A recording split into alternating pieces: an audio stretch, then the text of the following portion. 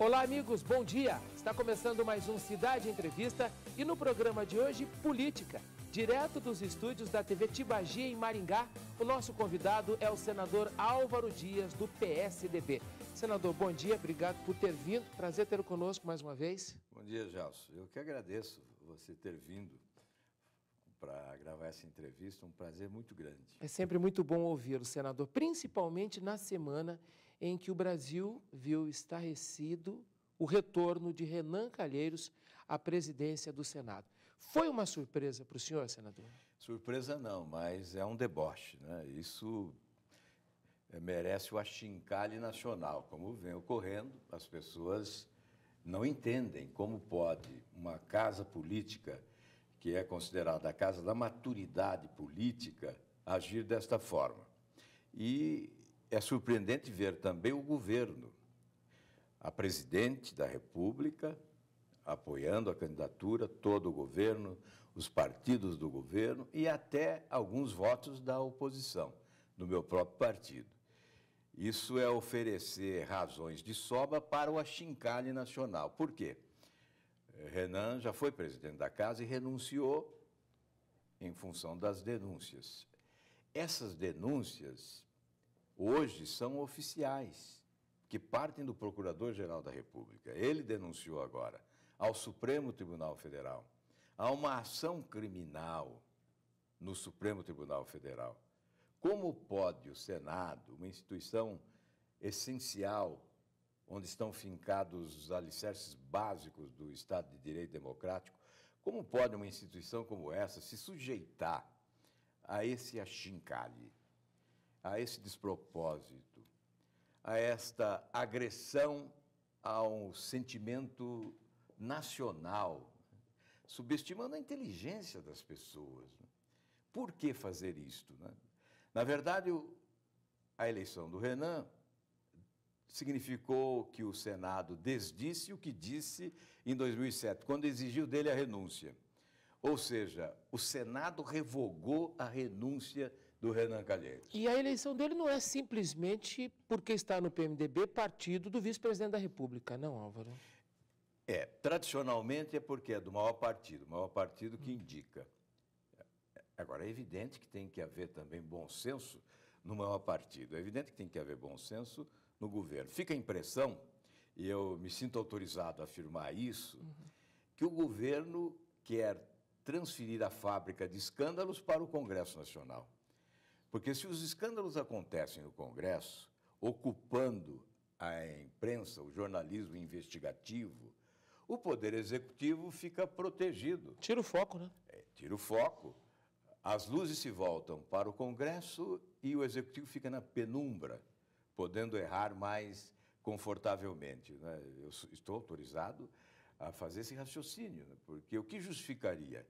Entre 81 senadores, não existia nenhum para assumir essa posição, não é? E na Câmara dos Deputados é semelhante. Então, os dois presidentes estão acusados, denunciados, respondem a várias ações. Ainda sobre o Senado, o senhor acha que o Renan termina o mandato? Depende do Supremo Tribunal Federal. O Supremo Tribunal terá que julgar uma ação e, se houver agilidade, se houver celeridade, é possível que ele não termine o mandato, né? Se houver condenação. Então, nós ficamos realmente na dependência agora do julgamento do Supremo Tribunal Federal, porque eu não acredito que o Senado adote qualquer outra providência, né? Por exemplo, levar o Conselho de Ética para quê, né? Se já o absolveram com esses votos no plenário. Mas, senador, coloca de novo a casa no centro de uma polêmica que é ruim, inclusive, para a produtividade do próprio Senado. É claro, e desnecessária, uma polêmica desnecessária. Isso é próprio de parlamentares que não colocam a instituição acima dos seus interesses pessoais. Nós que estamos lá somos passageiros, né, transeuntes, somos substituíveis. A instituição não, ela é permanente, insubstituível, definitiva.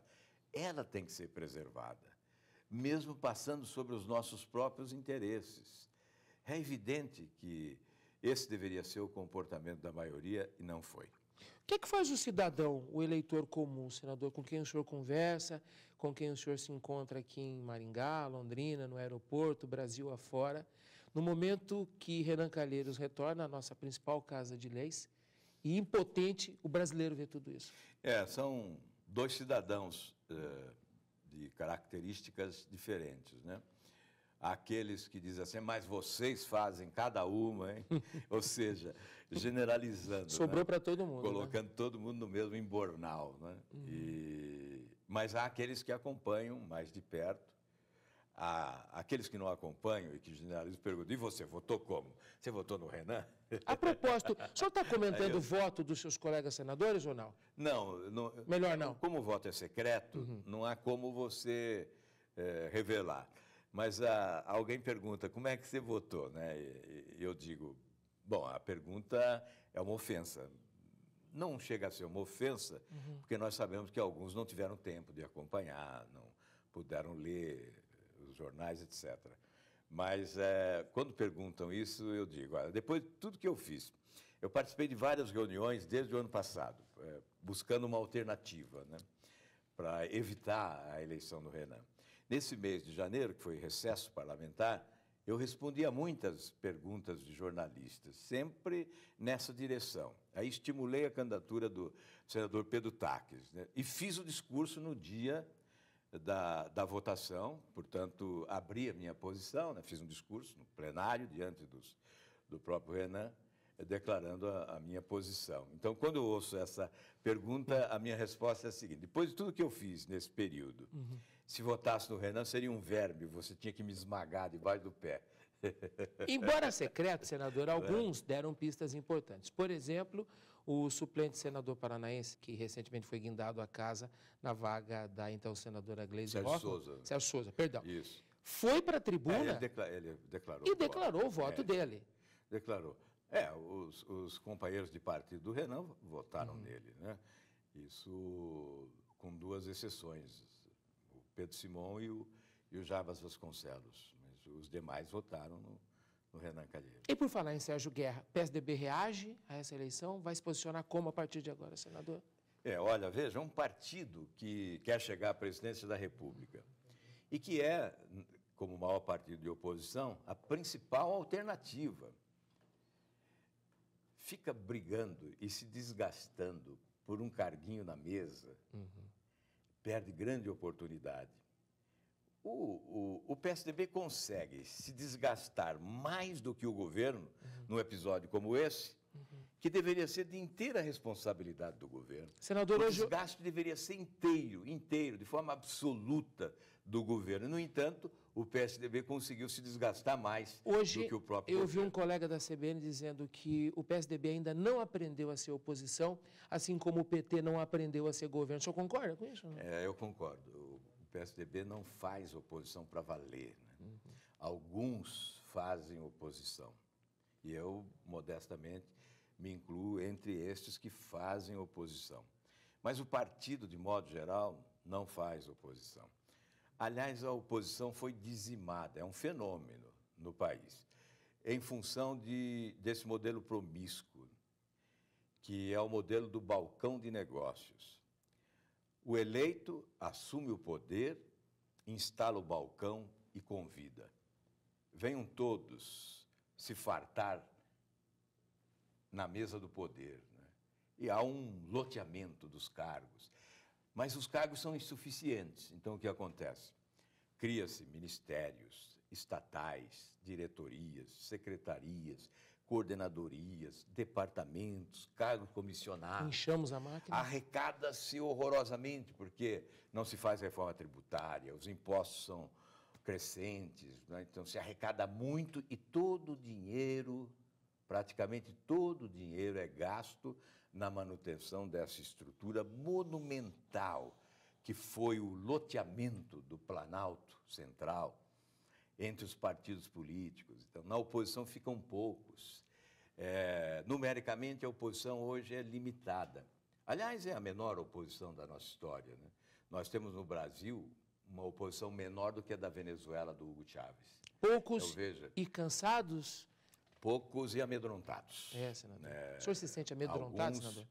Não, eu não me incluo entre os amedrontados. O senhor está mais para os cansados. Eu estou na linha de tiro, permanentemente. Sem dúvida. Permanentemente, dia e noite. E, aliás, que tem tomado de tiro, hein? Aqueles que se acomodam, que se escondem, exatamente porque é um sistema policialesco, né, de invasão da privacidade, de devassa da vida alheia, exatamente para trazer para si.